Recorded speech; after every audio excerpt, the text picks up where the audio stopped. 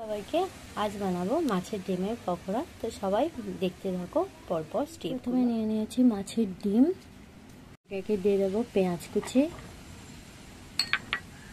তারপর দেবো লঙ্কা কুচি, তারপর দেবো আদা রসুনের পেস্ট, তারপর দেবো বেসন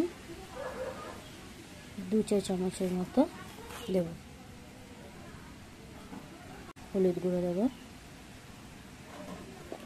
এরপর দেব লঙ্কা গুঁড়ো, স্বাদ মতো নুন দেব, জিরে গুঁড়ো দেব, গরম মশলা গুঁড়ো, ভালো করে মেখে নেব।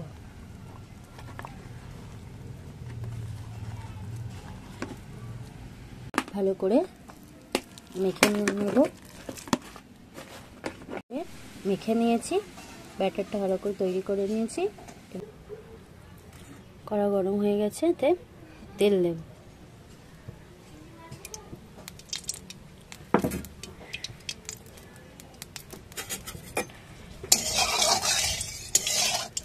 তেলের মধ্যে ব্যাটারটা দেব।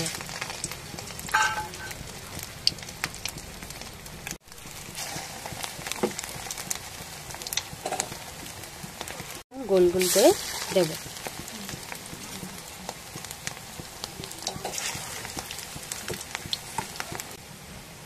এক সাইডটা হয়ে গেলে আমরা উল্টে দেব। এক সাইডটা হয়ে গেছে, এবার উপর সাইডটা ভাজার জন্য উল্টে দেব।